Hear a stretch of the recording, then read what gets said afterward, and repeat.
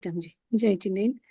जय श्री। तो वस्तु की स्थिति निरपेक्ष होने पर भी उसका कथन सापेक्ष होता है, तो इसको हम कैसे समझें?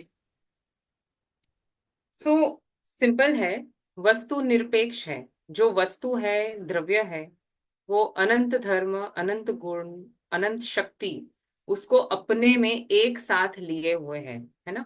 तो अनंत अनंत गुण है, फिर अनंत ऐसे धर्म युगल है जो विरुद्ध धर्म को धारण करते हैं, जैसे एक अनेक, नित्य अनित्य, है ना। तो ये सब धर्म गुण स्वभाव एक साथ वस्तु में पाए जाते हैं। अभी ये जो सापेक्षता है वो कहाँ पर आती है फिर? वस्तु में नहीं है। सापेक्षता उसके प्रतिपादन शैली में आती है, उसको जानने में आती है। तो इसको हम कहते हैं नय।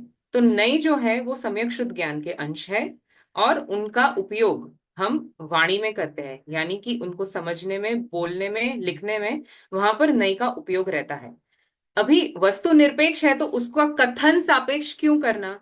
क्योंकि अपनी जो मतिश्रुत ज्ञान की अवस्था है, तो हम उसमें एक वस्तु को एक बार में जान सकते हैं, ओनली एक एस्पेक्ट को ही एक समय पे जान सकते हैं। केवल ज्ञानी जो है वो युगपत अनंतानंद द्रव्य गुण पर्याय को एक साथ जानने की सामर्थ्य को धारण करते हैं। परंतु मतिश्रुत ज्ञान की ये लिमिटेशन है कि हम एट वंस सभी चीजों को नहीं बोल पाते। तो फॉर एग्जाम्पल, बहुत ही कॉमन एग्जाम्पल है कि एक लड्डू है और कोई फॉरेनर आता है और पूछता है व्हाट इज दिस।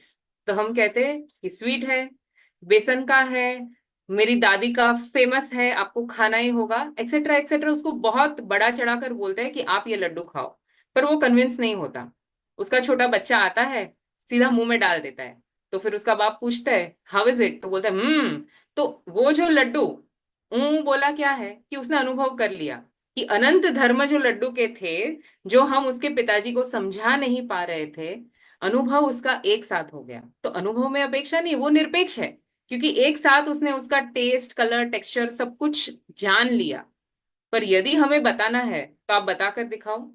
कोई है जिसकी हिम्मत है कि कोई भी चीज को विदाउट अपेक्षा डिस्क्राइब करके बताए? चलो, उसको मैं अवार्ड दे दूंगी मेरी तरफ से।